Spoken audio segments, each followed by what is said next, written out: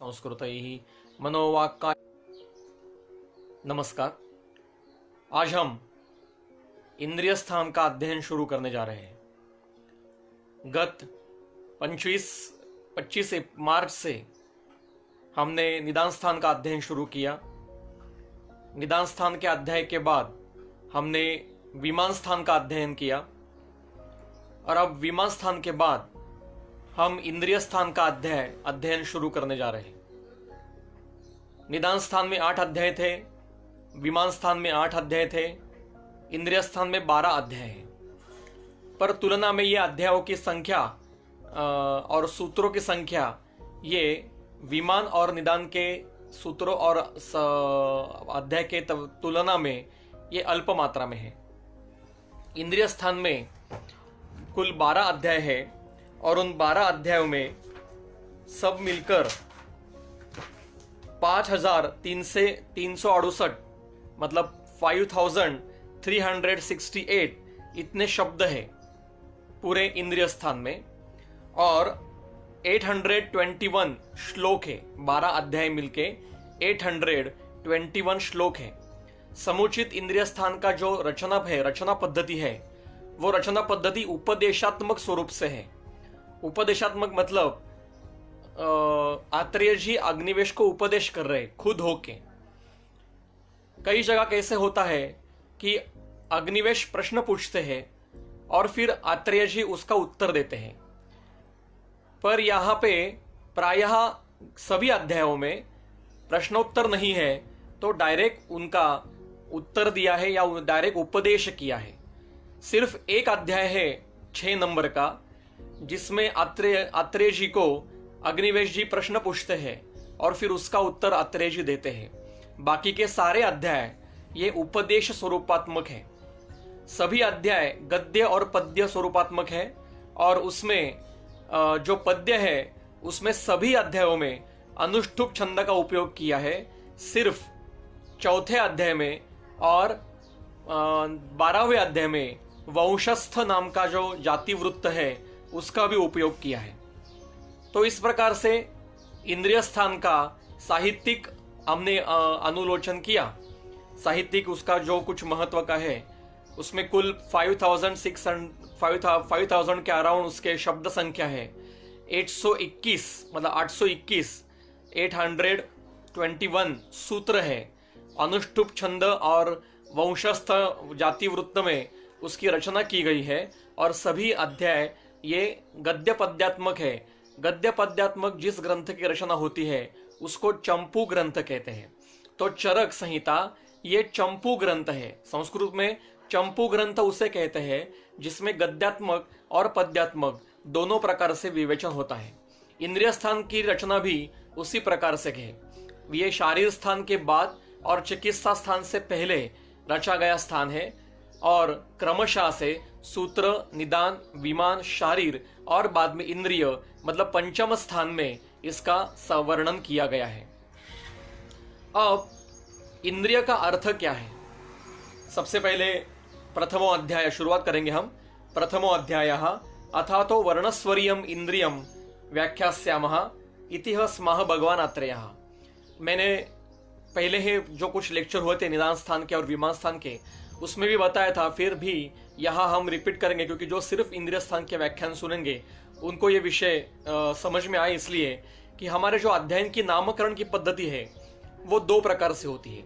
एक तो अध्याय में जो विषय है उस विषय के अनुसार उस अध्याय के नामकरण किए जाते हैं, या फिर अध्याय की शुरुआत जिन पदों से शुरुआत की गई है उनके पदों से पहले 2 पद या 3 पदों को इकट्ठा करके फिर उसके अनुसार अध्याय का नामकरण किया जाता है। जैसे अतुल्य गोत्रीय, कर प्रचितीय, इस प्रकार से जो अध्याय के शुरुआत के नाम है, शुरुआती के जो पद है कतिदा पुरुषीय, ऐसे जो नाम है मतलब कि शारीर संघ पहला अध्याय में शुरुआत है कतिदा पुरुषीय मतलब प्रथम सूत्र में पूछा गया है कतिदा पुरुषः अस्मिन् कि कितने पुरुष है और बाकी के सारे सवाल आगे पूछे। तो कई बार अध्यायों के विषय के अनुसार नामकरण न करते हुए अध्याय के शुरुआत पहले सूत्र के प्रथम 2 जो पद होते हैं उनके अनुसार अध्याय का नामकरण किया जाता है। तो यहाँ पे वर्णस्वरीय ये वर्ण और स्वर, इस दो भावों के, इंद्रियों के विकृति के अरिष्ट स्वरूप ज्ञान के वर्णन करने के लिए अध्ययन किया गया है। इसलिए विषयात्मक इसका अध्याय है, नामकरण किया है। इसको ईय प्रत्यय लगा है। जब किसी समय किसी जगह विषय का वर्णन हुआ जाता है तो उसको ईय प्रत्यय लगता है, पर जहां पे विषय का हेतु बताया जाता है वहां पे ईय प्रत्यय नहीं लगता है। जैसे रस विमानम, श्रुतसाम विमानम, रोगानिकम विमानम, यहाँ पे ईय प्रत्यय नहीं है, पर कई बार ईय प्रत्यय प्राय लगता है। दीर्घंजीवितीय, आयुष्कामीय, जाति सूत्रीय, त्रिविध कुक्षीय, रोग भिषक जीतीय, तो वैसे ही ये वर्णस्वरीय, इसको ईय, ये छ प्रत्यय लगा है। इसका अर्थ यहाँ पे किसी विषय का वर्णन चल रहा है। अब इंद्रिय का अर्थ क्या है? इंद्रिय का एक अर्थ हमें पता है, वो है समुचित अपने जो एकादश इंद्रिय जो है उनको इंद्रिय कहा जाता है। इंद्रियोपक्रमणीय नाम का अध्याय सूत्र स्थान के 8वां अध्याय वर्णन किया है। उसमें इन एकादश इंद्रियों का विस्तार से वर्णन, उनके कार्य और उनके विकृति का वर्णन अच्छे से किया गया है।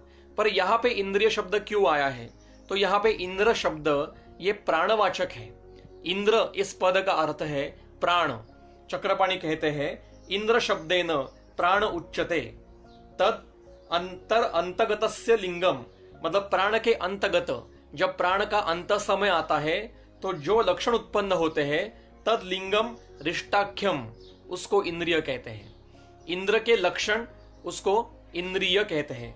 इसलिए पाणिनियम में भी उन्होंने सूत्र, चक्रपाणी जी ने पाणिनि का संदर्भ दिया है। पाणिनि अध्याय 5/2/93 ऐसा सूत्र है। वो कहते हैं इंद्रियम इंद्रम लिंगम, ऐसा कहते हैं। मतलब इंद्र के लिंग, इंद्र मतलब प्राण, और प्राण के अंतगतस्य, जब प्राण का अंतिम अवस्था आती है, अंतगत अवस्था आती है, तो जो लक्षण उत्पन्न होते हैं उनको रिष्ट लक्षण या अरिष्ट लक्षण कहते हैं, उसी को इंद्रिय कहते हैं। यहाँ इंद्रिय शब्द से जो एकादश इंद्रिय है उनका अवबोध नहीं करना चाहिए। यहाँ इंद्रिय शब्द से इंद्र मतलब प्राण, और प्राण के अंतिम समय में जब प्राण जाने की अवस्था आती है तो जो लक्षण उत्पन्न होते हैं उसको इंद्रिय स्थान कहा जाता है। इसी से हमें पता चलता है कि ये अत्येक अवस्था के वर्णन करने का स्थान है। जहां जहां पे अत्येक अवस्थाओं का वर्णन किया गया है, इमरजेंसी का वर्णन है, उन अवस्थाओं का वर्णन इंद्रिय स्थान में कहा किया गया है। इसलिए आज इंद्रिय स्थान में जो जो लक्षण हमें वर्णन किए जाते हैं वो सारे लक्षण आज आईसीयू में जो पेशेंट एडमिट होते हैं उनमें हमें मिलते हैं। इसलिए आज ऐसा अध्ययन होने की जरूरत है कि आईसीयू में मिलने वाले इंद्रिय स्थान के वर्णित लक्षण, हमारे एक मित्र वैद्य सौरभ कोकतनूर जो हुबली में संहिता विभाग में कार्यरत है, वो पीएचडी में अभी ये काम कर रहे हैं। तो अभी तक उनका काम अभी शुरू हो रहा है। जब पूरा हो जाएगा तो हमारे पास उसका अच्छा खासा डेटा अवेलेबल होगा। ऐसा इस पद्धति से भारत के हर कोने में काम होना चाहिए कि इंद्रिय स्थान का अध्ययन ये आईसीयू के पेशेंट में अध्ययन होना चाहिए, क्योंकि ये समुचित इंद्रस्य अंतगतस्य, मतलब जो प्राण के अंतिम समय में, प्राण जाने के जो अंतिम समय है उस समय में जो लक्षण उत्पन्न होते हैं उसको इंद्रिय कहा जाता है। मतलब जब आयु खत्म होने आती है तब आयु खत्म होने के जो लक्षण उत्पन्न होते हैं उनको अरिष्ट कहते हैं। उनका वर्णन इस स्थान में है। अब ये क्यों बताया यहाँ पे? तो शारीर स्थान में चिकित्साधिकरण, जिसके ऊपर चिकित्सा करनी है, ऐसे शरीर का वर्णन किया गया। अब चिकित्सा करने से पहले कहाँ पे चिकित्सा नहीं करनी चाहिए ये पहले समझना चाहिए। उत्तम चिकित्सक कौन है? जो कौन सी अवस्था में चिकित्सा नहीं करनी चाहिए ये जिसको समझता है वो उत्तम चिकित्सक है। मैं फिर से दोहराऊंगा, कौन सी अवस्था में चिकित्सा नहीं करनी चाहिए ये जिसको समझता है वो उत्तम चिकित्सक होता है।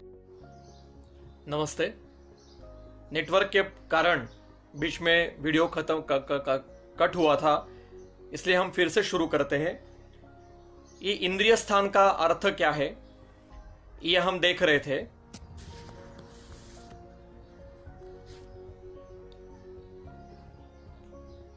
इंद्रिय स्थान का विवेचन हम कर रहे हैं। तो इंद्रिय का अर्थ, यह प्रथम अध्याय वर्णस्वरीय अध्याय हम देख रहे हैं, और हमने अभी तक देखा कि वर्णस्वरीय, इसको ईय प्रत्यय लगा है। ईय प्रत्यय लगा है मतलब यहाँ पे किसी विषय का वर्णन चल रहा है। और यहाँ पे इंद्रिय, इसका अर्थ एकादश इंद्रिय ये नहीं लेना है, बल्कि इंद्र इसका अर्थ प्राण है।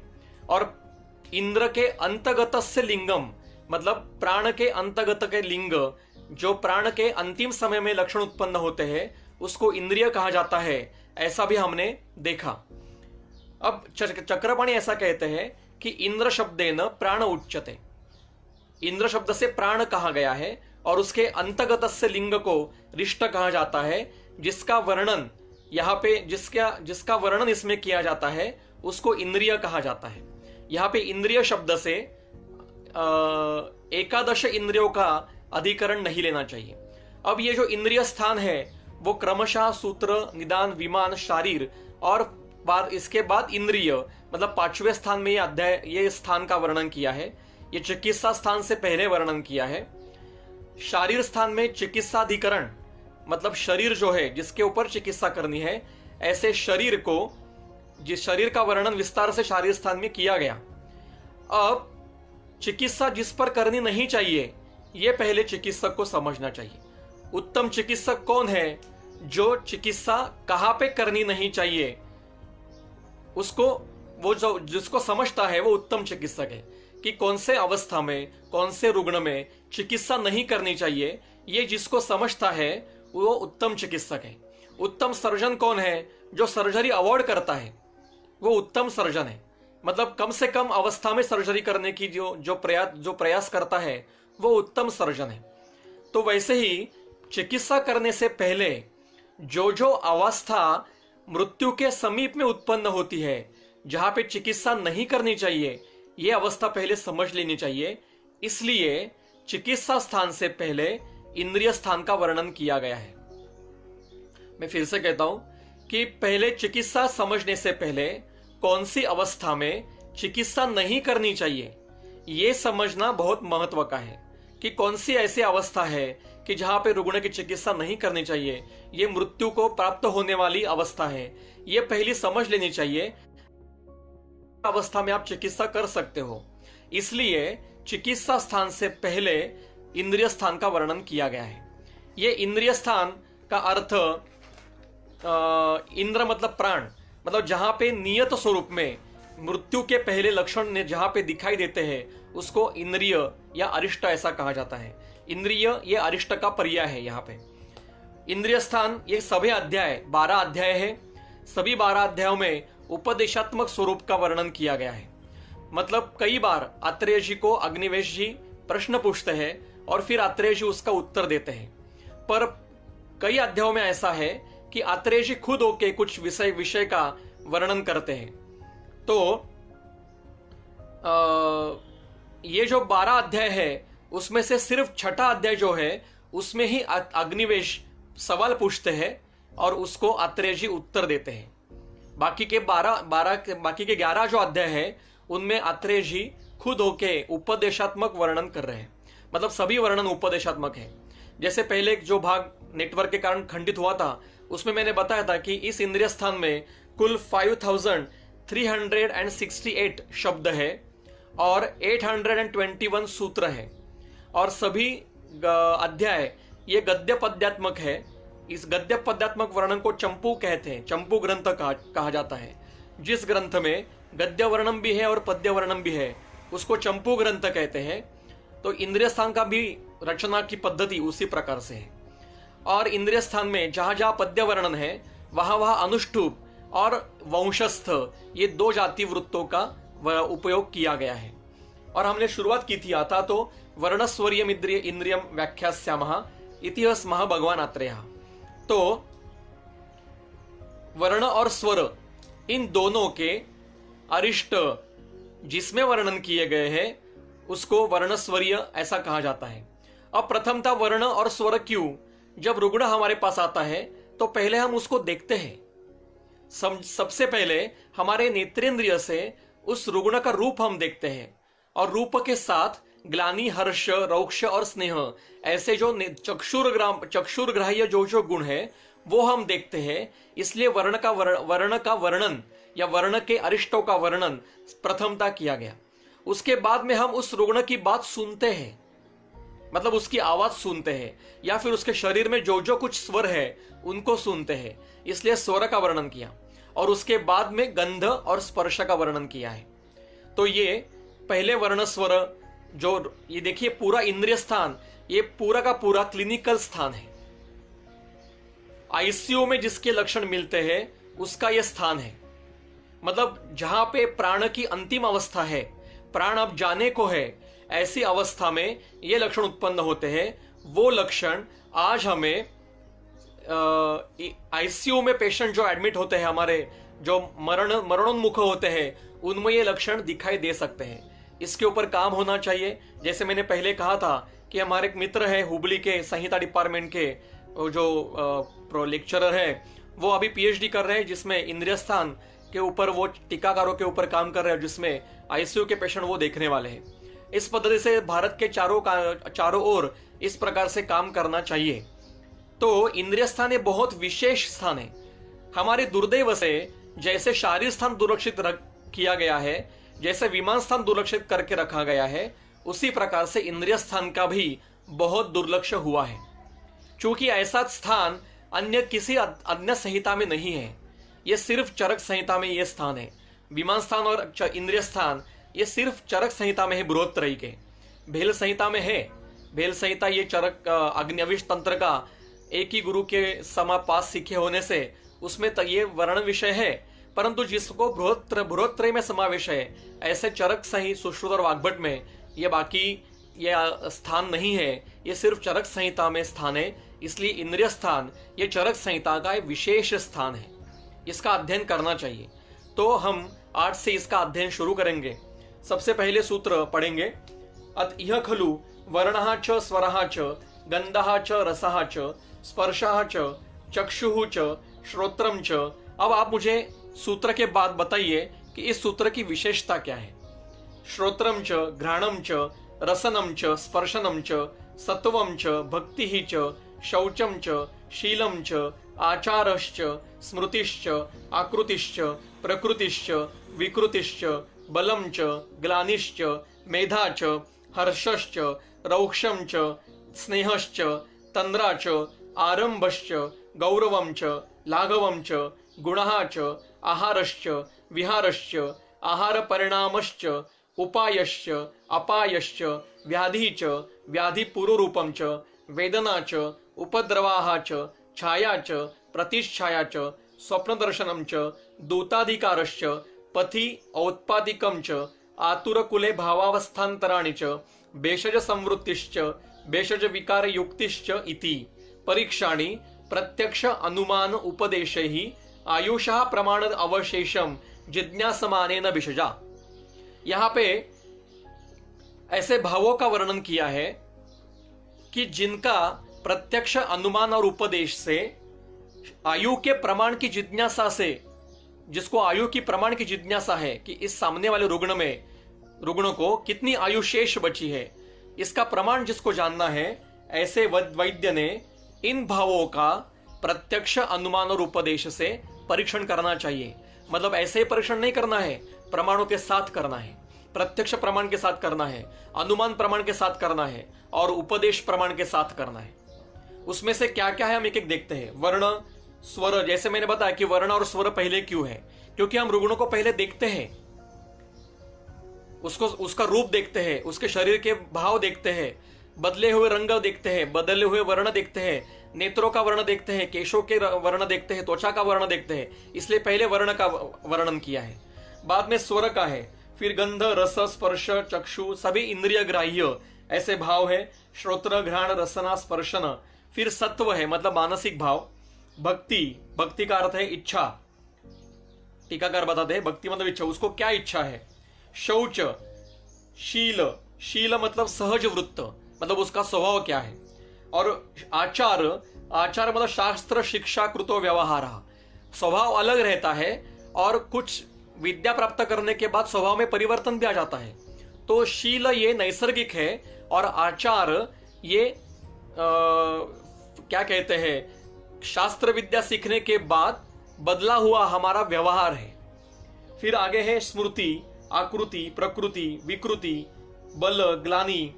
यहां पे प्रकृति का अर्थ कॉन्स्टिट्यूशन नहीं है, तो शरीर का स्वभाव देखना है।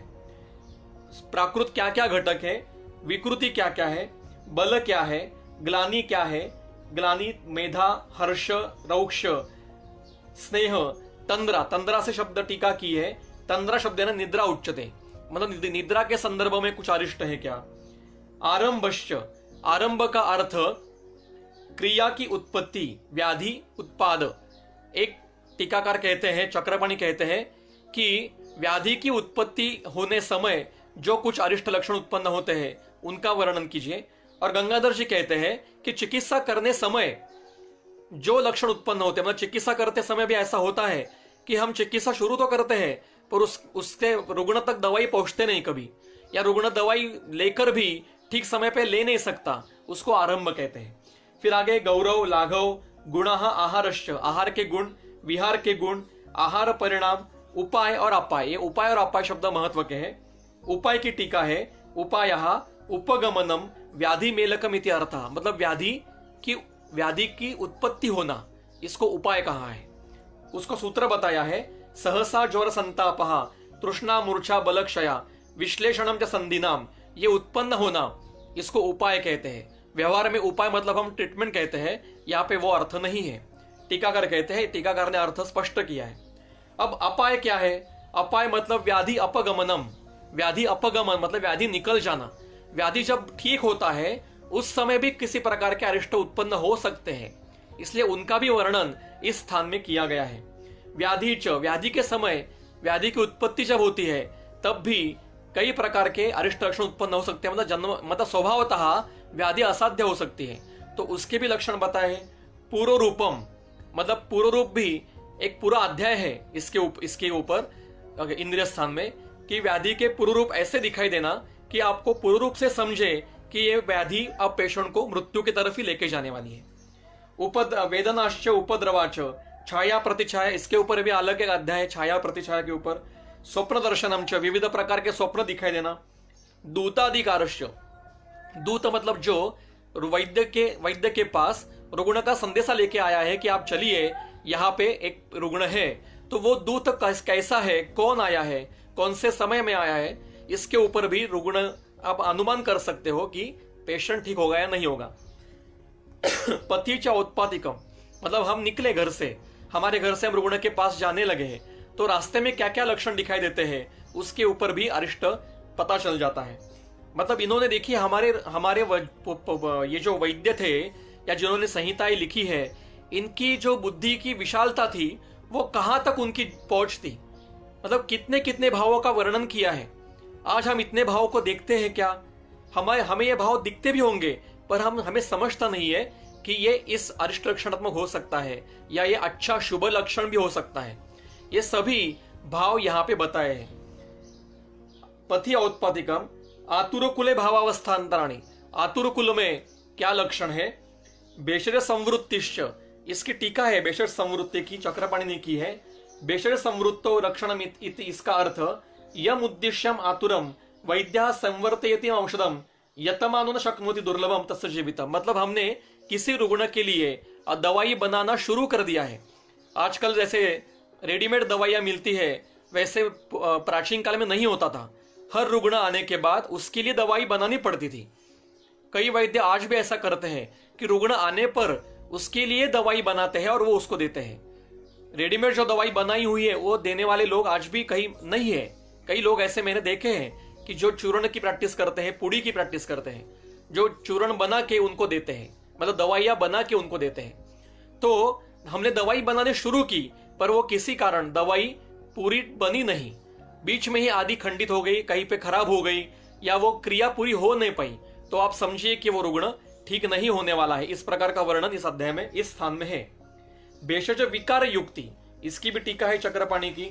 भेषज विकार युक्ति मतलब भेषजस्य विकारेण समम युक्ति ही भेषज विकार युक्ति ही, मतलब किसी अवस्था में औषध कभी भी सिद्ध ही नहीं होता, तो विकार के समान भेषज देना, इसके ऊपर भी कई प्रकार के लक्षण डिपेंड होते हैं। इन सभी लक्षणों का परीक्षण करना चाहिए वो प्रत्यक्ष अनुमान और उपदेश से करना चाहिए। कौन किसने करना चाहिए? ऐसे वैद्य ने जिसको रुग्ण के आयु की प्रमाण कितनी शेष है उसकी जिज्ञासा जिसको है, उसने प्रत्यक्ष अनुमान और उपदेश से इन भावों का परीक्षण करना चाहिए। बिना प्रमाण के इनका परीक्षण नहीं करना चाहिए। मेरे मन को भाया, मैं कुत्ता काट के खाया, इस प्रकार से परीक्षण नहीं करना चाहिए। जो ग्रंथ में वर्णन है उसके अनुसार उपदेश के साथ प्रत्यक्ष और अनुमान के प्रमाणों के साथ यह वर्णन करना चाहिए। अब इस सूत्र का विशेषता क्या है, ऐसा मैंने पूछा था, तो एक मैडम ने बताया है कि हर पद को च लगा हुआ है। अगर समझो 80, ये समझो ये 47 पद है, तो 47 अगर इतने ही घटक होते तो 46 के बाद च लग के 47 का वर्णन किया जाता, या फिर पूरे के पूरे वर्णन करने पर, मतलब वर्ण, स्वर, गंध, रस, स्पर्श, श्रोत्र, घ्राण, रसना, ऐसे पूरा वर्णन करके अंतिमता चकार आता। पर यहां पे हर पद को चकार लगा हुआ है। इसका अर्थ क्या है ये टीकाकार ने दिया है। यहां पे वर्णः च, इससे क्या लेना है? तो वर्ण शब्दे न च वर्ण सह चरितः चक्षुर्ग्राह्या रौक्षादयो अपि गृह्यन्ते अतएव वर्ण प्रस्ताव एव वक्ष्यति। मतलब वर्ण से क्या लेना है? जो जो चक्षुर्ग्राह्य भाव है, जिसमें शरीर पे ऊपर ग्लानि है, शरीर के उत्पन्न ऊपर हर्ष है, शरीर के ऊपर उत्पन्न स्नेहत्व है, शरीर के ऊपर उत्पन्न रौक्षत्व है, इन सभी का जो चक्षुर्ग्राह्य है इनका समावेश वर्ण इस पद में आया है। इसलिए वर्णः च, मतलब वर्ण ये उक्त है और नेत्रेंद्रिय ग्राह्य बाकी के अनुक्त भाव ये चकार से बताए हैं। ऐसे सभी उक्त और अनुक्त ऐसे भावों का समावेश जिसमें किया है, इसलिए हर पद को चकार लगा हुआ है। ऐसा ही वर्णन नानात्मज विकारों के समय भी है। नानात्मज विकार में 80 वायु के, 40 पित्त के और 20 श्लेष्मा के है। इसका अर्थ 81-82 मतलब 81-82 अध्याय व्याधि वायु का होगा ऐसा नहीं है। 21वां व्याधि नहीं होगा ऐसा नहीं है। कफ का 21वां व्याधि हो सकता है, वायु का 81-82 व्याधि हो सकता है। 80 उन्होंने बता के रखे हैं। बाकी के अनुक्त का अध्ययन हमें करना चाहिए। हर चीज में जहां जहां पे चकार आता है वहां वहां अनुक्तों का अध्ययन करना पड़ता है। यह तंत्र युक्ति है, इसको कहते हैं वाक्यशेष तंत्र युक्ति। अब आगे ग्रंथकार कहते हैं सूत्र नंबर 4 में, तत्र तु खलु एषाम परीक्षाणाम कानिचित पुरुषम अनाश्रितानि कानिचिच्च पुरुष संश्रयाणि। अब ये जो सारे परीक्षा भाव है, इनमें से कुछ भाव पुरुष के अनाश्रित है और कुछ भाव पुरुष के संश्रित है। जहां जहां पे चित शब्द आता है वहां विकल्प लगाना पड़ता है। तो जहां पे कानिचित शब्द आता है वहां पे दूसरा भी कानिचित होना चाहिए। अगर मैं कहूंगा कि मेरे सामने कुछ वैद्य बैठे हैं, इसका अर्थ क्या है? कुछ विद्यार्थी भी बैठे हैं। मैं अगर कहूंगा कि कुछ पुरुष बैठे हैं, तो इसका अर्थ क्या है? कुछ स्त्रियां भी हैं। तो इस प्रकार से ग्रंथ में अगर सिर्फ एक ही कानिचित वर्णन किया होगा तो उसका अनुक्त वाक्य शेष से हमें लगाना पड़ता है। यह तंत्रयुक्ति वाक्यशेष तंत्रयुक्ति का यहाँ पे उपयोग किया गया है। यहाँ पे वो जो अनुक्त था उसको उक्त करके लिखा है कानिचित पुरुष संश्रयाणि कानिचित पुरुषम अनाश्रितानि। इसी प्रकार से वर्णन हमें और दो जगह मिलता है। एक है अर्श चिकित्सा, आप संदर्भ लिख के रखिए। अर्श चिकित्सा अध्याय 14वां अध्याय चिकित्सा स्थान का सूत्र नंबर 5। मैं सूत्र पढ़ता हूं, आप सुनिए। द्विविधानि अर्शांसी, 2 प्रकार के अर्श है। कानिचित सहजानी, कुछ सहज अर्श है, और कानिचित जातस्य उत्तर कालजानी, मतलब अर्श जो उत्पन्न होते हैं उसमें से कुछ अर्श ये सहज है और कुछ अर्श ये जन्म के बाद उत्पन्न होते हैं। यहां पे भी कानिचित शब्द का उपयोग किया है। इसको, इस तंत्रयुक्ति को कहते हैं वाक्यशेष।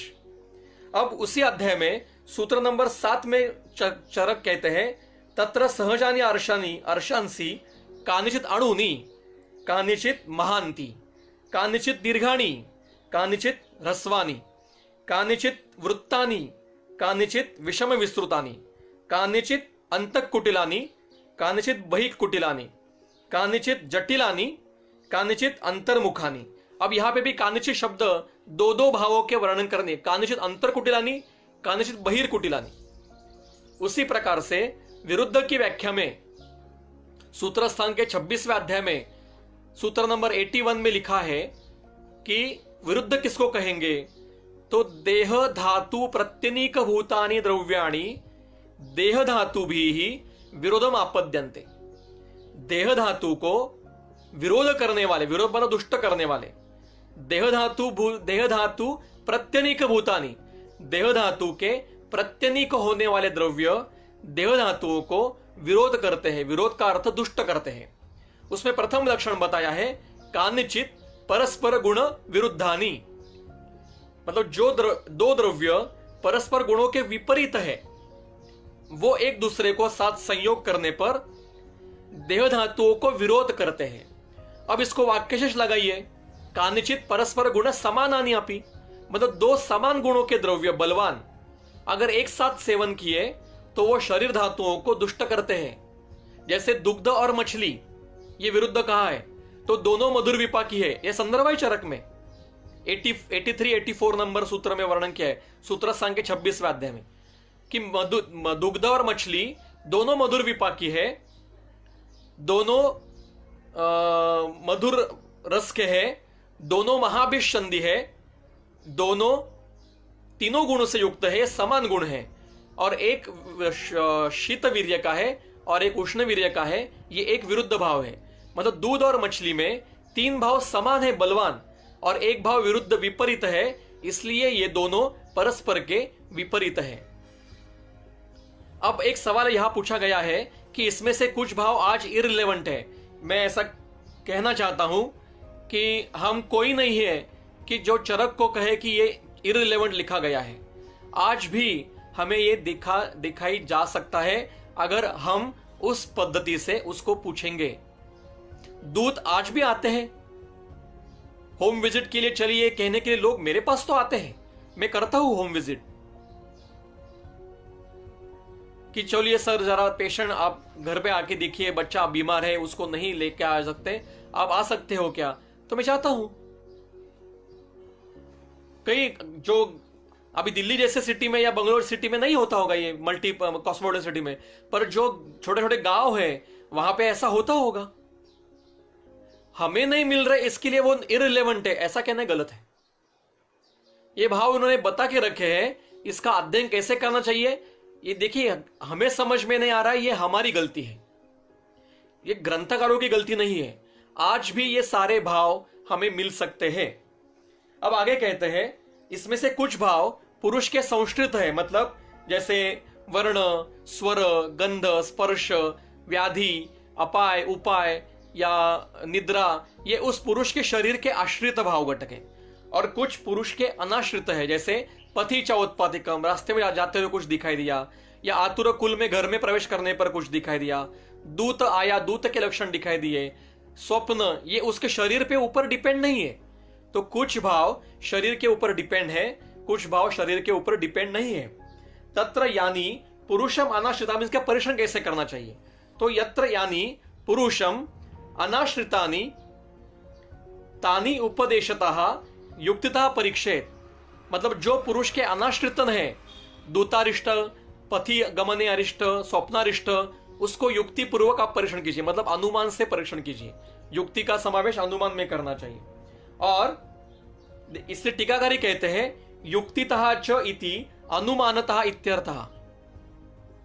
और मैं और एक बार जो सवाल पूछा गया था कि उसके लिए और एक मैं मेरा मत यहां पे रखने की कोशिश करूंगा कि we are not so much trained in emergency medicine. जब तक हम इमरजेंसी मेडिसिन में ट्रेन नहीं होते या इमरजेंसी मेडिसिन आत्तिक अवस्था आयुर्वेद की तरह सिद्ध करने का प्रयास नहीं करते, तब तक हमें ये पेशेंट दिखाई नहीं देंगे।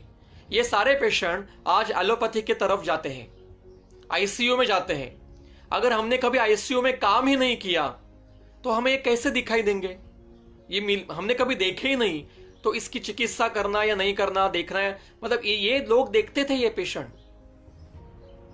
इसलिए उन्होंने ये पूरा का पूरा स्थान निर्माण करके रखा है इसके लिए। और वो चिकित्सा से पहले किया, क्योंकि ये पहले पता होना चाहिए ताकि इनमें चिकित्सा मत करो, बाकी सब जगह चिकित्सा आप कर सकते हो। तो जो पुरुष के अनाश्रित भाव है उनका अनुमान और युक्ति की तरफ परीक्षण करना है, और जो पुरुष के संश्रित है उनका पुनः प्रकृतिता और विकृतिता मतलब प्रत्यक्ष अनुमान और युक्ति से उनका परीक्षण करना चाहिए। अब प्रकृतिता विकृतता से यहां पे प्रकृति और विकृति जो वर्णन किया है थोड़ा अलग वर्णन है। आज अभी तक जो हमने अध्ययन किया है विमान स्थान का, उसमें हमने प्रकृति के दो प्रकार देखे। एक दोषज प्रकृति जो अपचारज प्रकृति है, जो जन्म के बाद भी निर्माण हो सकती है। दूसरी प्रकृति देखी हमने जो कॉन्स्टिट्यूशन जिसको कहा जाता है, जो शुक्र शोणिक के संयोग में निर्माण होती है, ये प्रकृति का भी हमने अध्ययन किया विमान स्थान में। यहां पे और एक प्रकृति का विस्तार से वर्णन है, वो क्या है देखते हैं। तत्र प्रकृति ही, प्रकृति मतलब स्वभाव, प्रकृति मतलब स्वभाव, हमारे शरीर में जो जो हमारे शरीर के स्वभाव होते हैं वो किन किन घटकों पे अवलंबित होते हैं उनका वर्णन कर रहे हैं। तो प्रकृति कौन सी है, जाति प्रसक्ता च, कुल प्रसक्ता च, देशानुपातिनी च, कालानुपातिनी च, वयोनुपातिनी च, प्रत्यात्मनियता च इति। मतलब कुछ प्रकृति, कुछ स्वभाव या कुछ शरीर के घटक ये जाति से निर्माण होते हैं। हर जाति, जैसे जो नेपाल में जो गुरखा जात कही जाती है उनको ट्यूबरकुलोसिस नहीं होता है, टीबी नहीं होता उनको। उसी प्रकार से भारत में कोरोना क्यों नहीं फैल रहा है ज्यादा मात्रा में, इसका भी कुछ जेनेटिकल रिसर्च चल रहा है। अभी तक रिजल्ट सामने नहीं आए, पर हो सकता है कि हमारी भारतीय समाज की जो जाति है उसके तरफ हमारी कुछ प्रकृति तैयार हो चुकी होंगी। फिर कुछ कुल प्रसक्ता मतलब कुछ कुल के अनुसार हर कुल में एक एक स्वभाव होता है हर एक का। जैसे आप अगर कपूर घराना देखेंगे फिल्म इंडस्ट्री का, तो सभी गोरे गोरे रंग के, अवदात वर्ण के, नीले आंखों वाले, ऊंचे धिप्पाड़ ऐसे प्रकृति वाले, और वार्धक्यावस्था में सब स्थूल हो जाते हैं। सबके फेसिंग देखिए आप, पृथ्वीराज कपूर से लेके करीना कपूर तक सबके फेसिंग देखिए एक जैसी है। मतलब तो पता चलता है कि ये कपूर घराने का ये लड़की या लड़का है। तो ऐसे कुछ प्रकृतियां, प्रकृति मतलब स्वभाव, लक्षण, ये कुल के अनुसार भी होते हैं। आप हमारे घर में भी देख सकते हो, जो अपने अपने घर में भी आप देख सकते हो कि कई लक्षण हमारे सभी सिबलिंग्स में समान रहते हैं। माता पिता, उनके भाई बहन, उनके दादा नानी, उनके भी समान ऐसे घटक उस कुल में आते रहते हैं। ऐसे कुल प्रसक्ता कुछ स्वभाव होते हैं। देशानुपाति नीचे कुछ स्वभाव या कुछ लक्षण, देश जहां पे देश जिस देश में रहते हैं, जिस देश में निर्माण हुए हैं उस देश के अनुसार वो निर्माण होते हैं। मतलब पंजाब जो देश है वहां पे सभी ऊंचे लोग होते हैं, शरीर बलवान रहता है, अच्छे खासे तगड़े रहते हैं। पर वही आप अगर नॉर्थ ईस्ट में जाओ तो छोटे छोटे रहेंगे, उनकी आंखों की रचनाएं अलग रहेंगी। साउथ इंडिया में जाओगे तो उनकी रचना अलग रहेगी। अफ्रीकन कंट्रीज में जाओ तो उनकी रचना अलग रहेगी। यूरोपियन कंट्रीज में जाओ तो उनकी रचना अलग रहेगी। आप एस्किमो में जाओगे या जो उत्तर ध्रुव दक्षिण ध्रुव है वहां पे जो लोग रहते हैं, इग्लू में जो रहते हैं, उनकी शारीरिक रचना अलग है। चीनी लोगों की रचना अलग है। जापानीज लोग, नॉर्थ कोरियन, उनमें भी थोड़ा थोड़ा डिफरेंस है हर एक में। हमें समझ में ना आता पर डिफरेंस है। मतलब जापानीज लोगों को चाइनी कौन है वो पता चल जाता है, उनमें डिफरेंस है। वो कैसा है, देशानुपाती नहीं है। ये देश के अनुसार उसमें लक्षण बदलते जाते हैं। कालानुपातिनी च, कालानुपातिनी का अर्थ मतलब कालानुपातिनी का, हाँ यस मैम, जाति का अर्थ यहाँ पे जेनेटिक लेना है, ना कि कास्ट बेस। जेनेटिक के अनुसार होता है। जाति का अर्थ जन्म, मतलब जन्मकालीन अवस्था, यस यू आर राइट, या जेनेटिक का अर्थ लेना है। कुछ लक्षण कालानुपाती नहीं होते, मतलब हम कौन से काल में हैं। मतलब काल दो प्रकार का है, एक तो कलयुग में है अभी, तो उसके प्रकार से हमारे शरीर में रचना होंगी, उस प्रकार से हमारी आयु भी होंगी। जैसे हमने विमान स्थान के तीसरे अध्याय में देखा कि कृतयुग में कितने आयु थी, 400 साल की थी, त्रेता युग में 300 साल की थी, द्वापर युग में 200 साल है, और कलयुग में 100 साल है। ये लक्षण कालानुपाती नहीं है। कुछ लक्षण ऋतु के अनुसार उत्पन्न होते हैं, मतलब ऋतु के अनुसार स्वभाव बदलता जाता है। अब ग्रीष्म ऋतु शुरू हो जाएगा तो शरीर सब संतप्त हो जाएगा, सभी सृष्टि संतप्त हो जाएगी। वर्षा ऋतु में सब शीत हो जाएगा, शिशिर में अति शीत हो जाएगा, शरद में फिर से कुछ नाति शीत नाति उष्ण हो जाएगा। तो इस प्रकार से ऋतु के अनुसार भी कुछ लक्षण बदलते जाते हैं। और एक काल है तो वो है वय। वय के अनुसार भी लक्षण बदलते जाते हैं। फिर आगे वयो अनुपातिनी अलग करके रखा है। वयो अनुपातिनी बाल्यावस्था में कुछ लक्षण अलग है, मध्यमावस्था में उसके लक्षण बताए हैं। बाल्यावस्था में अजात लक्षण, अजात व्यंजन है, चित्त स्थिर नहीं होता है, सुकुमार होते हैं, वगैरह वगैरह वगैरह। मध्य वय में उपचित शरीर होता है, चित्त स्थिर होता है, पित्त प्रधान होता है। और जो यस मैम टीका में बताया है ब्राह्मणादि, मतलब ब्राह्मणम शौचम क्षत्रियम तेजसम, ऐसा वो सूत्र है, उसका साधर्म लिया है। पर वहां पे भी जाति मतलब कास्ट न लेते हुए जीन्स लेने हैं। गीता में बताया है चातुर्वर्ण्यम मया सृष्टम गुण कर्म विभागशः, जन्मशः चातुर्वर्ण्य बताया नहीं है कि ब्राह्मण के कुल में जन्मा है तो ये ब्राह्मण ही होगा, ऐसा ये बात गलत थी उस समय। हम कर्म क्या करते हैं उसके अनुसार हमारी जाति होती थी। जैसे उदाहरण बताता हूं, विश्वामित्र जन्म से क्षत्रिय थे पर कर्म से ब्राह्मण थे, और परशुराम जन्म से ब्राह्मण थे पर कर्म से क्षत्रिय थे। ये जो सूत्र है ब्राह्मणम शौचादि, ये स्मृति ग्रंथ का सूत्र है। ब्राह्मणम शौचादि, क्षत्रियम तेजसादि शौर्यादि, शूद्रम सेवादि और वैश्यम व्यापारादि, ऐसा सूत्र है वो। तो वो सूत्र गुणशः है, और यहां गुण का अर्थ जीन्स लेना है, जेनेटिक्स लेना है, इसलिए ये बहुत महत्व का विषय है। फिर आगे है प्रत्यात्मनियता, मतलब हर व्यक्ति के अपने अपनी कुछ प्रकृति होती है, अपने अपने कुछ स्वभाव होते हैं। मतलब ट्विंस में भी आप दोनों में डिफरेंशिएट कर सकते हो, ट्विंस में भी आप डिफरेंशिएट कर सकते हो। आगे कहते हैं जाति कुल देश काल वय प्रत्यात्मनियता ही तेषाम तेषाम पुरुषाणाम ते ते भाव विशेषा भवंती। जाति से, कुल से, देश से, काल से, वय से और प्रति व्यक्ति के नियत से हर व्यक्ति में उस प्रकार के विविध विविध भाव उत्पन्न होते हैं।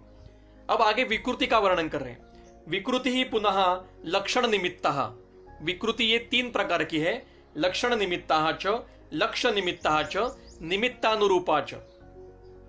तत्र अब एक एक का वर्णन कर रहे हैं। तत्र लक्षण निमित्ता नाम सा यस्याः शरीरे लक्षणानि एव हेतुभूतानि भवन्ति दैवात्। जो घटक दैव से मतलब पूर्व जन्मकृत कर्म से शरीर में जन्मजात उत्पन्न होते हैं, या फिर कुछ कर्मवशात मतलब प्रारब्ध से, कर्म विपाक से जन्म के बाद में भी निर्माण हो सकते हैं, उस विकृति को लक्षण निमित्ता विकृति कहा जाता है। इसकी चिकित्सा हम नहीं कर सकते क्योंकि ये पूर्व जन्मकृत कर्म से उत्पन्न होते हैं। ये अपने कर्म शब शांत होने के बाद अपने आप शांत हो जाते हैं।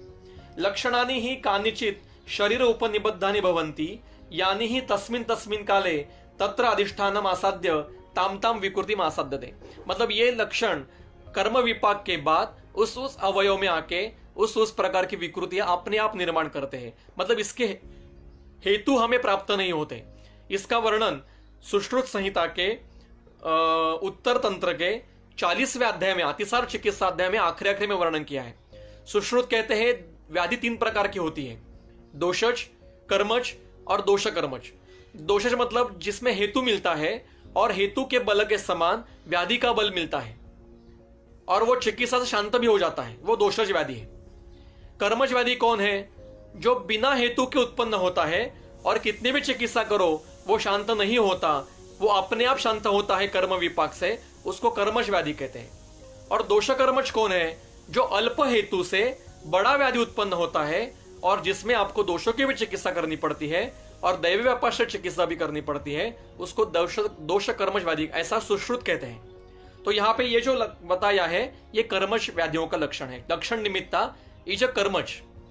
अब आगे लक्ष्य निमित्ता तू सा यस्या उपलभ्यते निमित्तम यथोक्तम निदानेषु। निदान स्थान में जो जिस निदान का वर्णन किया है, निदान जिसमें हेतु प्राप्त होता है, ऐसे विकृति को लक्ष्य निमित्ता विकृति कहा जाता है। मतलब दोषों की विकृति, जहां पे दोषों के प्रकोप के हेतु मिलते हैं, उससे दोष प्रकोप होता है, स्थान संश्रय होता है और व्याधि उत्पन्न होती है, ऐसा जिसमें मिलता है आपको, उस विकृति को लक्ष्य निमित्ता कहते हैं। लक्षण निमित्ता वो है जिसमें हेतु नहीं मिलते पर पूर्व कर्मज लक्षण दिखाई देते हैं और चिकित्सा से जो शांत हो जाते हैं, मतलब ये ठीक हो सकते हैं। अब तीसरी है निमित्तानुरूपा, जिसका अध्ययन हमें इस स्थान में करना है। निमित्तानुरूपा तू निमित्त अर्थानुकारिणी, मतलब निमित्त के विषय के समान दिखती है वो, पर याम यहां ताम अनिमित्ता, मतलब जो अनिमित्त है, जिसमें आपको वातादि दोषों के प्रकोप के हेतु मिलते नहीं है। विकृति तो मिलती है पर दोषों के प्रकोप मिलेंगे नहीं, दोषों का प्रकोप नहीं मिलेगा, दोषों की विकृति के लक्षण भी नहीं मिलेंगे। निमित्तम आयुषः प्रमाण ज्ञानस्य इच्छन्ति विषजाः, वैद्य जिस विकृति का परीक्षण आयु के प्रमाण के ज्ञान की इच्छा से करता है, उस विकृति को निमित्तानुरूपा कहते हैं। भूयाच आयुषा क्षय निमित्ताम प्रेतलिंगानुरूपाम, जो आयु के क्षय निमित्त उत्पन्न होती है और प्रेतलिंग रूप, मतलब अभी इस रुग्ण का उस रुग्ण को प्रेतत्व आने वाला है, उसको मृत्यु आने वाली है, उसके जो लक्षण पहले उत्पन्न होते हैं उसको निमित्तानुरूपा विकृति कहा जाता है। मतलब ये ठीक नहीं होगी, इसमें दोषों के विकार भी, दोषों के हेतु भी नहीं मिलेंगे। व्याधिग्रस्त है, मतलब पहले रुग्ण व्याधिग्रस्त है, उसमें ही आपको ये लक्षण मिलेंगे, क्योंकि ये अंतिम अवस्था में मिलता है। एक पहला ध्यान में रखिए, मतलब ये आगे के अध्याय में क्लियर होगा। अरिष्ट किसको कहेंगे? स्वस्थ व्यक्ति में अरिष्ट लक्षण दिखाई नहीं देते हैं। जो आतुर है मूलतः, उसमें ही अहेतुक ऐसे जो लक्षण उत्पन्न होते हैं जो मृत्यु सूचक है, उसको ही अरिष्ट कहते हैं। स्वस्थ व्यक्ति में अगर ये लक्षण उत्पन्न होते हैं तो उसको अरिष्ट नहीं कहा जाता है। ये क्लियर किया है ग्रंथकार ने, आगे भी किया है। अब आगे, याम आयुषो अंतर्गतस्य ज्ञानार्थम उपदिशन्ति धीरा, धीर पुरुष मतलब विद्वान पुरुष, जिसका उपदेश आयु के अंतर्गत प्रमाण, आयु के प्रमाण ज्ञानार्थ करते हैं। जो शरीरांतर्गत आयु है उसके ज्ञानार्थ विद्वान पुरुष इस विकृति का उपदेश करते हैं। यम च अधिकृत्य पुरुष संश्रयाणि मुमूर्षुताम लक्षणानि उपदेक्षमः, इस निमित्तानुरूपा विकृति का अधिकरण से हम पुरुष शरीर में उत्पन्न होने वाले मुमूर्षु, मतलब जो व्यक्ति अब मरने वाला है, ऐसे लक्षण जो दिखाई देते हैं उनका उपदेश इस स्थान में करेंगे। इति उद्देश्यः, ये इस स्थान का उद्देश्य है। तम विस्तरण अनुव्याख्यास्यामः, और इसका विस्तार पूर्वक वर्णन आगे के 12 अध्याय में किया गया है। तत्र आदितः एव वर्णाधिकार, सबसे पहले वर्णाधिकार बता रहे हैं। हमने ये देखा कि पहले वर्ण का वर्णन क्यों किया है, क्योंकि रुग्ण को हम पहले देखते हैं, उसके त्वचा को देखते हैं, आंखों को देखते हैं, केश बालों को देखते हैं, नखों को देखते हैं, ओठों को देखते हैं, जिह्वा को देखते हैं, शरीर अंतर्गत सभी वर्णों को देखते हैं और हमें पता चल जाता है कि विकृति है या नहीं है। तो हमें वर्ण का ज्ञान होना चाहिए।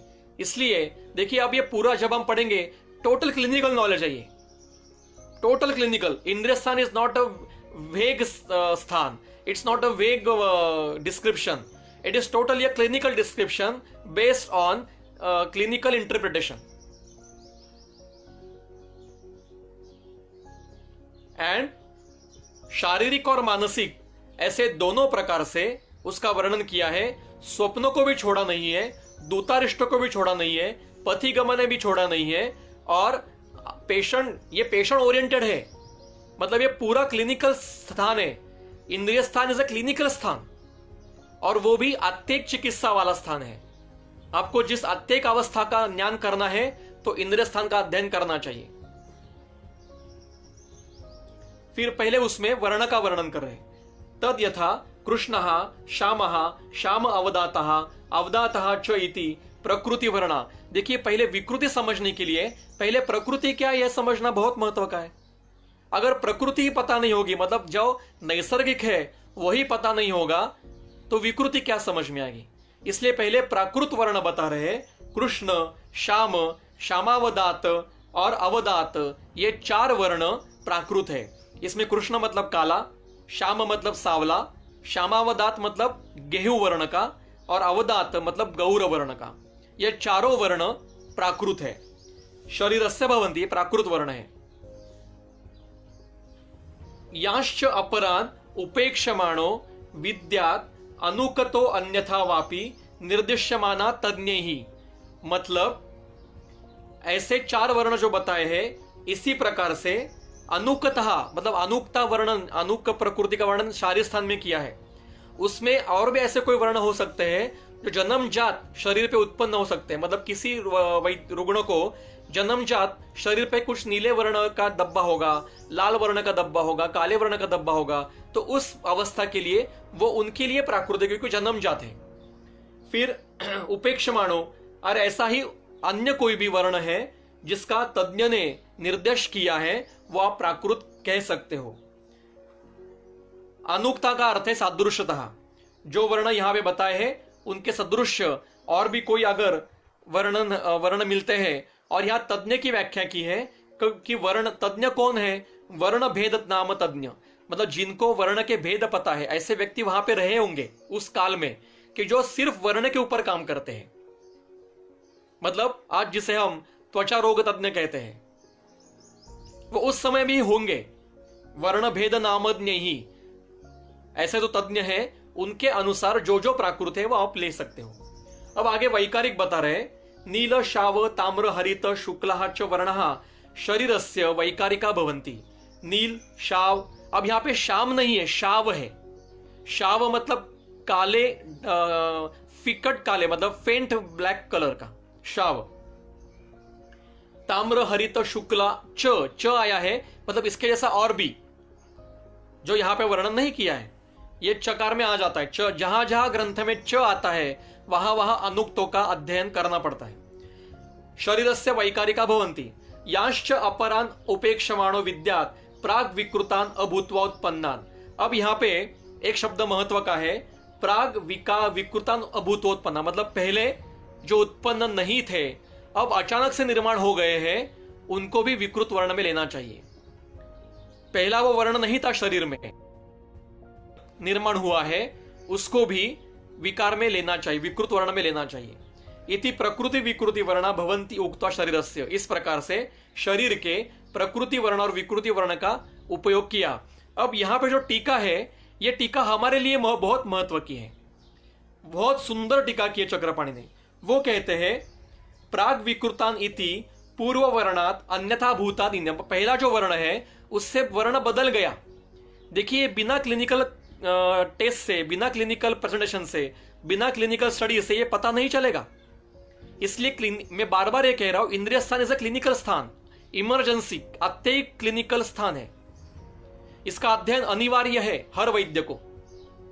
अब आगे जो टीका है ना, वो बड़ा ध्यान से हम पढ़ेंगे, और इतना सुंदर व्याख्या की है कि वो कहते हैं तेनापि ये न श्यामे न, मतलब जो व्यक्ति मूलतः श्याम वर्ण का है, सावला है, उसको सता रसायन उपयोगात गौर वर्णतों प्राप्त, उसको अगर रसायन, अच्छा रसायन कर्म किया, कुटी प्रावेशिक रसायन किया, तो उसको गौर वर्ण प्राप्त होगा।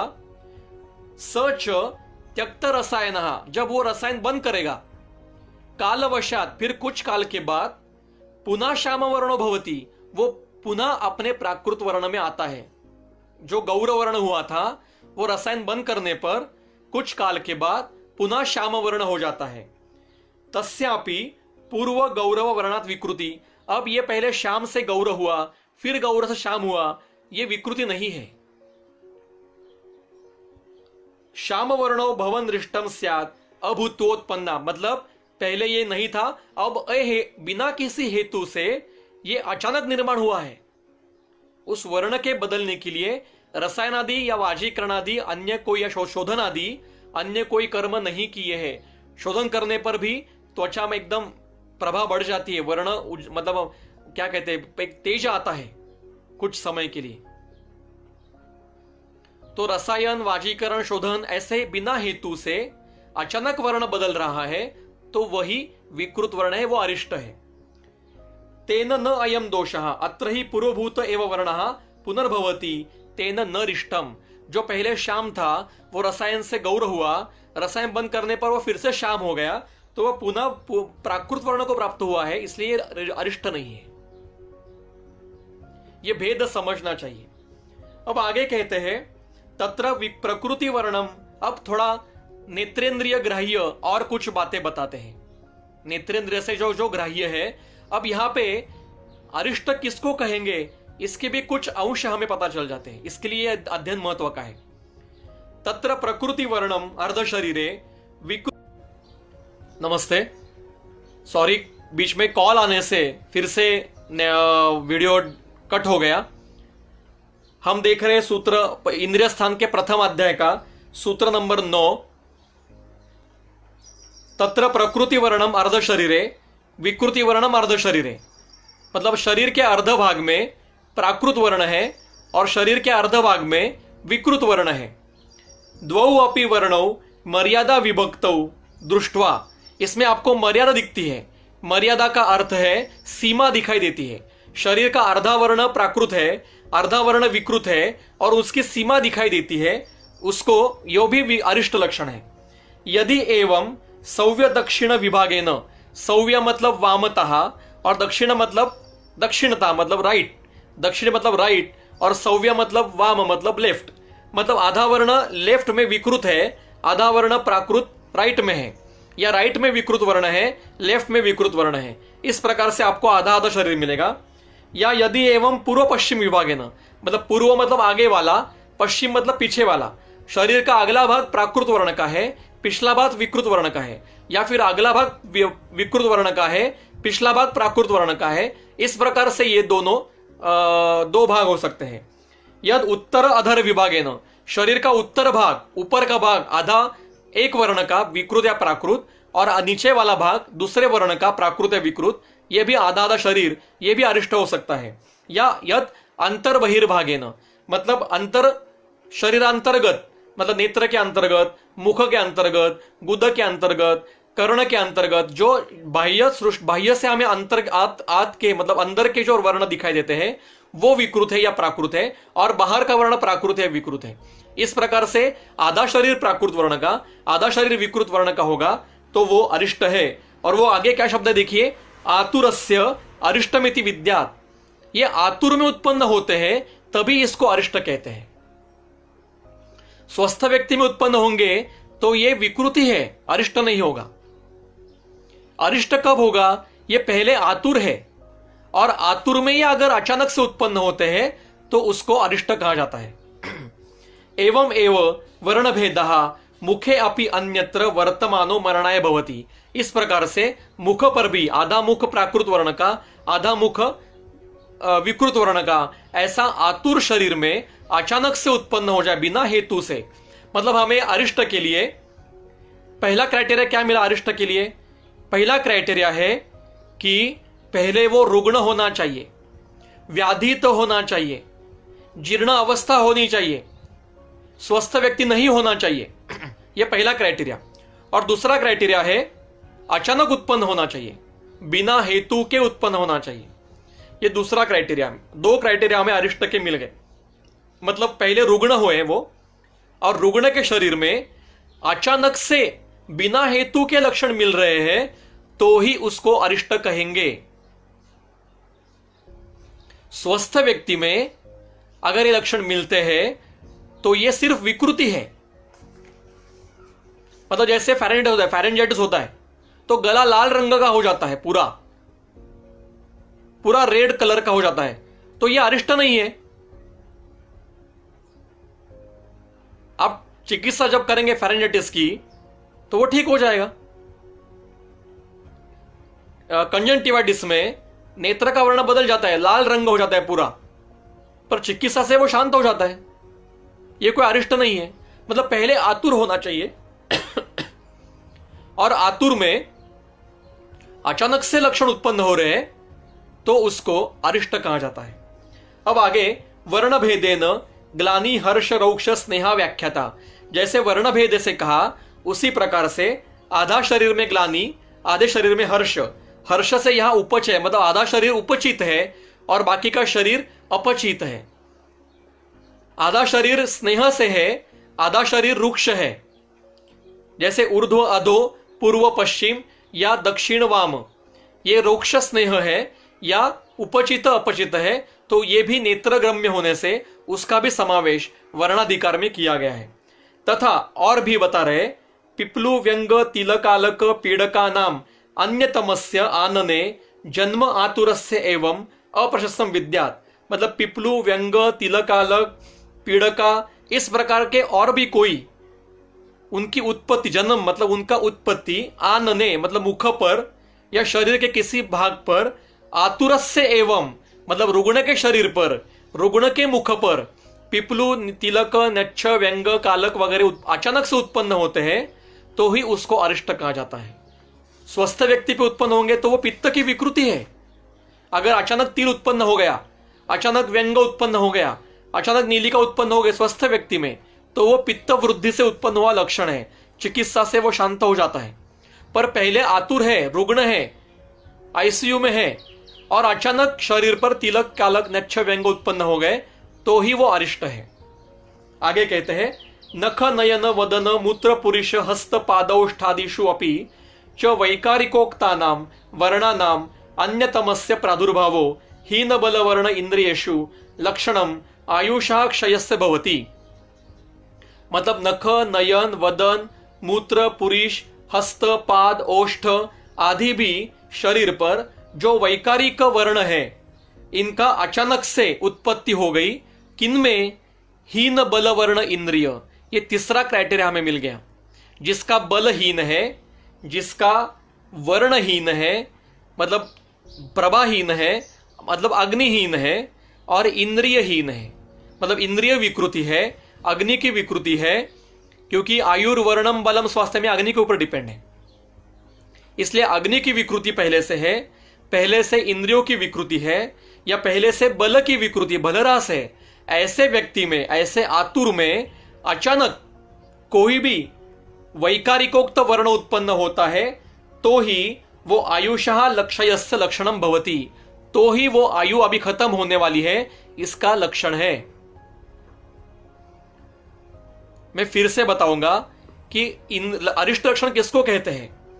पहले वो व्यक्ति रुग्ण होना चाहिए, वो जो लक्षण उत्पन्न हुए हैं वो बिना हेतु के उत्पन्न होने चाहिए, और उस रुग्ण में बल, वर्ण, अग्नि, इंद्रिय इनका ह्रास होना चाहिए।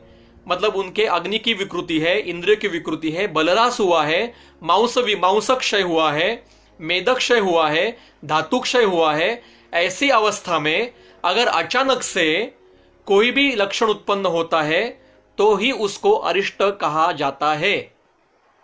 अगर वो रुग्ण नहीं है, बल मांस अच्छा है, धातुक्षय नहीं है, और कुछ हेतु के कारण कुछ विकृतियां उत्पन्न होती है तो उसको लक्षण निमित्ता विकृति कहते हैं। वो चिकित्सा से शांत हो जाती है, वो अरिष्ट नहीं है। अब आगे कहते हैं स्वराधिकार, नहीं आगे सूत्र 13, यच्च अन्यदपि किंचित वर्ण वैकृतम अभूतपूर्वम सहसा उत्पद्येतम अनिमित्तम एवं हीयमान आतुरस्य शश्वत तद अरिष्टमिति विद्यात्। किसको अरिष्ट कहेंगे? ऐसे भी कोई वर्ण की विकृति जो अभूतपूर्व है, पहले दिखाई नहीं, शरीर में पहले विकृति नहीं थी, अब अचानक से हुई, सहसा अचानक से उत्पन्न हुई, अनिमित्तम एवं बिना हेतु के उत्पन्न हुई। किसमें? हीयमानुस्य आतुरस्य, जिसका धातुक्षय हुआ है, ऐसे आतुर के शरीर में अचानक से अनिमित्त कोई भी विकृत पद्धति का वर्ण उत्पन्न हो गया तो ही उसको अरिष्ट कहा जाता है। इति वर्णाधिकारः। इसलिए अब तक वर्ण का अरिष्ट का अधिकार यहां पे वर्णन करके हुआ, ये खत्म हुआ। अब स्वराधिकारः, अब स्वरों के अरिष्ट बता रहे। प्रथम था प्राकृत स्वर बता रहे, हंस, क्रौंच। रुग्ण का अर्थ पता नहीं आपको? मुझे सवाल पूछा गया कि रुग्ण का मीनिंग क्या है। रुग्ण मतलब आतुर, पेशेंट। हंस, क्रौंच, नेमी, दुंदुभी, कलविंक, काक, कपोत, जर्जर अनुकारः प्रकृति स्वरः भवन्ति। हंस मतलब हंस पक्षी की तरह, क्रौंच पक्षी की तरह, नेमी मतलब रथ का जो चक्र है उसकी जो आवाज आती है उसकी तरह आवाज आना, दुंदुभी की तरह आवाज आना, कलविंक पक्षी की तरह आवाज आना, कलविंक काक, कलविंक काक काक की तरह आवाज आना, कपोत की तरह आवाज आना, जर्जर मतलब वाद्य की तरह आवाज आना, वीणा की तरह या किसी झंकार की तरह आवाज आना, इसको ये प्राकृत स्वर कहा गया है। यांश्च अपरान उपेक्षमाणोपि विद्यात अनुकता अन्यथा वापि निर्दिश्यमाना तज्ञ। और भी स्वरों के जो तज्ञ है, जो वॉइस ट्रीटमेंट देने वाले हैं उस समय के, जो स्वर के तज्ञ होते थे, जो जिसको प्राकृत स्वर कहते हैं, जो यहाँ पे वर्णन नहीं किए हैं उनको भी इस अधिकरण में प्राकृत। पहले रोगी है, ऐसे पेशेंट में अगर एड़क मतलब मेष, मेंढा, मेंढी जिसको कहते हैं, कलग्रस्त कल मतलब सूक्ष्म, ग्रस्त मतलब उसका उच्चारण नहीं हो रहा है, अव्यक्त है, आवाज ही नहीं आ रही है, गदगद मतलब गदगद स्वर है, क्षाम मतलब एकदम क्षीण आवाज हो चुकी है, और दीन मतलब दुख से उच्चार होता है, स्वर बोलते समय, स्वर का उच्चारण करते समय बहुत वेदना होती है, उसको दीन कहा जाता है। ऐसे जो अनुकीर्ण स्वर है वो आतुर में अगर उत्पन्न होते हैं तो ही उनको विकृत स्वर कहा जाता है। जब हमारा स्वर भेद होता है, ठंडा पानी खाने से, ठंडा पानी पीने से, या ठंडा पदार्थ खाने से, आइसक्रीम खाने से जो आवाज बैठ जाती है, जिसको हमने कहते हैं कि गला बैठ गया है, वो अरिष्ट लक्षण नहीं है, वो चिकित्सा से शांत होता है। स्वर भेद चिकित्सा करने पर शांत हो जाता है, वो लक्षण निमित्त विकृति है, क्योंकि वहां पे आपको हेतु मिलता है, हेतु के अनुसार वहां पे विकृति मिलती है। पर जो आतुर है उसमें बिना किसी हेतु से अचानक स्वर बदल जाए, वही उसका अरिष्ट लक्षण होता है। यांश अपरान उपेक्षमाणोपि विद्यात प्राग विकृतान अभूतोत्पन्नात, मतलब पहले उत्पन्न नहीं था, अब अचानक उत्पन्न हो गया, ऐसे अरिष्ट ऐसा लक्षण जो आतुर में उत्पन्न होता है उसी को अरिष्ट कहते हैं। इति प्रकृति विकृति स्वरा व्याख्याता भवन्ति, इस प्रकार से प्राकृत स्वर और विकृत स्वर का व्याख्यान किया गया। तत्र प्रकृति वैकारिकाणाम स्वराणाम आशु अभिनिर्वृत्ति ही स्वरान एकत्वम एकस्य अनेकत्वम प्रशस्तम। कभी कभी ऐसा होता है कि एक ही व्यक्ति में दो प्रकार के स्वर मिलते हैं, मतलब प्राकृत स्वर में भी दो प्रकार के स्वर मिलते हैं, या विकृत स्वर में भी दो प्रकार के स्वर मिलते हैं, वो भी अयोग्य है, अप्रशस्त है। इति स्वराधिकारः, ये स्वराधिकार यहाँ पे बताया। इति वर्ण स्वराधिकारो यथावद उक्तौ मुमूर्षुताम लक्षण ज्ञानार्थम इति, मुमूर्षु व्यक्ति में स्वर और वर्ण के अधिकार जैसे हमें बताए गए थे उसको यथायथ आपके सामने रख रहे हैं। किसके लिए? लक्षण ज्ञानार्थम, मुमूर्षु के लक्षण, आयु मुमूर्षु मतलब मरणोन्मुख व्यक्ति, उसके लक्षण मतलब आयु के लक्षण के ज्ञान के लिए यह वर्णन करके रखे हैं। भवन्ति छात्र, और भी बताया है कि यस्य वैकारिको वर्णः शरीरे उत्पपद्यते अर्धे वा यदि वा कृष्णे निमित्तम न च नास्ति सहा, जिसके शरीर में वैकारिक वर्ण अचानक से अर्ध शरीर में या समुचित शरीर में उत्पन्न होते हैं, जिसको निमित्त नहीं है, निमित्तम न, बिना निमित्त के उत्पन्न होता है, बिना हेतु के उत्पन्न होता है, सहा नास्ति मतलब अब वो रहने वाला नहीं है, मतलब मृत्यु को प्राप्त होने वाला है। नीलम वा यदि वा श्यावम ताम्रम वा यदि वा अरुणम मुखार्धम अथवा वर्णो मुखार्धे रिष्टम उच्चते। नील वर्ण का मतलब आधा शरीर या आधा मुख नीले वर्ण का, या आधा वर्ण, ये मतलब आधा वर्ण प्राकृत है, आधा वर्ण नील वर्ण का है, या आधा मुख श्याव वर्ण का है, आधा प्राकृत वर्ण है, या आधा ताम्र वर्ण का है, आधा प्राकृत है, या आधा अरुण वर्ण का है, आधा प्राकृत है, ऐसा अचानक उत्पन्न हो जाए रुग्ण के शरीर में, जिसका धातुक्षय हुआ है, हीन बल वर्ण इंद्रिय मांस वगैरह है, उसमें अगर उत्पन्न हो जाए तो वही अरिष्ट है। स्नेहो मुखार्दे सुव्यक्तो रौक्षम अर्धमुखे वृषम ग्लानिर अर्धे तथा हर्षो मुखार्दे प्रेत लक्षणम, जिसके मुख के आधे शरीर में आधा मुख स्निग्ध है और आधा मुख रुक्ष है, या आधे मुख पे ग्लानी है मतलब पूरा पैरालाइज हो गया है, या सेरेब्रल पैल्सी बैठी, अचानक बैठी बिना किसी हेतु के, और आतुर में बैठी मतलब आईसीयू में रुग्ण एडमिट है और ये उत्पन्न हो गया, आधा मुख बिना किसी चेष्टा नाश हो गया और आधे मुख में चेष्टा अधिक प्रमाणत में हर्ष है, यह अचानक हो गया, तो उसको प्रेत लक्षण, ये प्रेत के लक्षण ऐसा समझिए। तिलका पिप्लवो व्यंगा राजयश्च पृथक विदाह आतुरस्य आशु जायन्ते मुखे प्राणन मुमुक्षतः, जिसके आतुर में मतलब रुग्ण में शरीर पर अचानक से, मुख पर अचानक से तिलक पिप्लु व्यंग और पृथक विद राजु उत्पन्न होते हैं, तो वो प्राणों को छोड़ देता है। मतलब यहाँ पे प्रथम क्राइटेरिया क्या है? वो आतुर होना चाहिए, दूसरा क्राइटेरिया है अनिमित्त होना चाहिए, तीसरा क्राइटेरिया है धातुक्षय होना चाहिए, बलरहास होना चाहिए, मेद मांसक्षय होना चाहिए, ऐसी अवस्था है। और अभूत पहले नहीं था उत्पन्न, अब अचानक उत्पन्न हो गया, तो ही उसको अरिष्ट कहेंगे, वो अब इस अवस्था में प्राणों को छोड़ देगा। पुष्पाणि नखदंतेषु पंकोवा दंत संश्रितः चूर्णका वापि दंतेषु लक्षणम मरणस्य च। आतुर के नख और दंत में अचानक पुष्प उत्पन्न हो गए, या फिर दंत के पास पंक मतलब क्लीनता उत्पन्न हो गई, या चूर्ण उत्पन्न, दांतों के ऊपर साका जमा हुआ, मतलब जिस सफेद वर्ण का एक मटेरियल जमा हो जाता है वो अचानक से ज्यादा मात्रा में निर्माण हो गया रुग्ण के शरीर में, तो ही उसको अरिष्ट कहेंगे।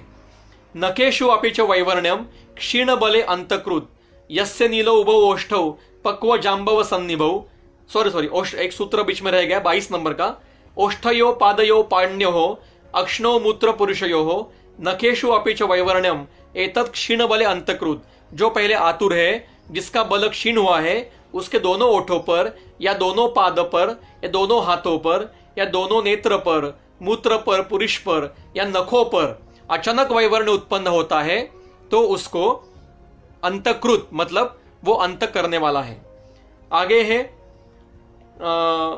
यस्य नीलौ उभौ ओष्ठौ पक्व जाम्बव सन्निभौ मुमुर्षु इति तम विद्यात् नरो धीरो गतायुषाम। मतलब जिसके ओठ अचानक से, जो रुग्ण है उसके शरीर में अचानक से दोनों ओठ नीले वर्ण के हो जाते हैं, पके हुए जामुन की तरह हो जाते हैं, उसको मुमुर्षु कहा जाता है। आज भी लक्षण मिलता है जिसमें ऑक्सीजन लेवल कम हो जाती है आईसीयू में, तो उसके ओठ नीले रंग के हो जाते हैं। हमने ऑक्सीजन लगा दिया तो आज फिर से ठीक हो जाते हैं। मतलब उस समय में, ये जब मृत्यु के समय उनको लक्षण मिलते होंगे। आज भी दिखा एको वा यदि वा अनेको यस्य वैकारिका स्वरा सहसा उत्पद्यते जंतो हीयमायस नास्ति सः। जो हीयमान है मतलब जिसका शरीर नष्ट होने जा रहा है, धातुक्षय हुआ है, ऐसे आतुर के शरीर पर सहसा अचानक से एक वा यदि अनेक ऐसे वैकार उत्पन्न होते हैं, तो वो जंतु नास्ति सः मतलब वो अभी मरने वाला है। यच्च अन्यदपि किंचित स्यात् वैकृतम स्वरवर्णयोः बलमांस विहीनस्य तत्सर्व मरणोदयम।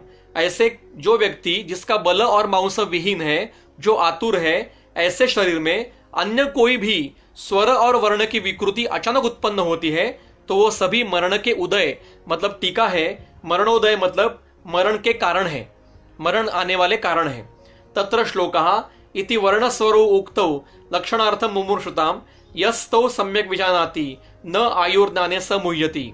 जो व्यक्ति यहाँ पे जो वर्णन किए हुए वर्ण और स्वर के मुमुर्षु के लक्षण बता रहे, मुमुर्षु मतलब मरणोन्मुख लक्षण बता रहे हैं, ये दोनों को जो अच्छी तरह समझता है वो आयु के ज्ञान में कभी भी मोहग्रस्त नहीं होता है। इति अग्निवेश कृत तंत्रे चरक प्रति संस्कृते इंद्रिय स्थाने वर्णस्वरियम इंद्रियम नाम प्रथमो अध्यायः। तो हमने प्रथम अध्याय यहाँ पे देखा। हमने आज इंद्रिय स्थान की शुरुआत की है। इंद्रिय किसको कहेंगे, हम अभी संक्षेप में एक पुनरावर्तन करते हैं। इंद्र मतलब प्राण, प्राण के अंतगतस्य, ऐसा वर्णन चक्रपाणि ने किया है कि जब प्राण छूटने का समय आता है तब जो लक्षण उत्पन्न होते हैं उनको अरिष्ट या इंद्रिय कहा जाता है।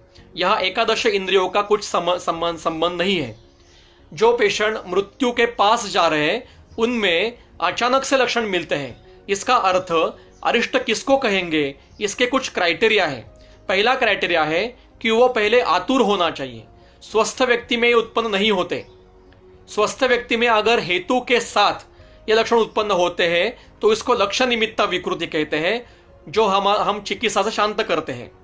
जो आतुर के शरीर में बिना किसी हेतु से अचानक उत्पन्न होता है उसको ही अरिष्ट कहा जाता है। तो को अरिष्ट का पहला क्राइटेरिया है कि वो व्यक्ति पहले बीमार होना चाहिए, वो आतुर होना चाहिए, रुग्ण होना चाहिए। दूसरा लक्षण है उसका बल मांस क्षय होना चाहिए, इंद्रिय विकृति होनी चाहिए, अग्नि की विकृति होनी चाहिए और वर्ण विकृति होनी चाहिए। मतलब अग्नि के भाव जो है वो विकृत होना चाहिए। पहले वो आतुर के सभी लक्षण उसमें होने चाहिए। बल मांस क्षय होना चाहिए, धातु क्षय होना चाहिए। ये दूसरा क्राइटेरिया। तीसरा क्राइटेरिया अनिमित्त, बिना किसी निमित्त से अचानक उत्पन्न होता है, बिना किसी निमित्त से उत्पन्न होने वाले हैं। और चौथा है अभूत सहसा, मतलब पहले उत्पन्न नहीं था अब अचानक उत्पन्न हुआ है। ऐसे 4 क्राइटेरिया अगर होंगे तो ही उसको अरिष्ट कहा जाता है।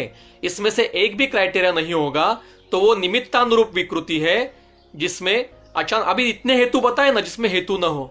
अब प्रश्न पूछा गया है क्या ऐसे कोई उदाहरण बताए जिसमें हेतु न हो। अभी शुरुआत हुई है और 11 अध्याय बाकी है, आगे आगे बहुत सारे उदाहरण बताए गए हैं। आज हमने प्रथम अध्याय देखा, ये बीच बीच में 2 बार फोन आने के कारण 2 बार खंडित हुआ है, तो ये 3 भाग में प्रथम अध्याय हुआ। अब तीनों भाग एक के साथ पीछे लेके सुनिए तो ये समुचित अध्याय का ज्ञान आपको हो सकता है, मतलब आप अध्ययन कर सकते हो।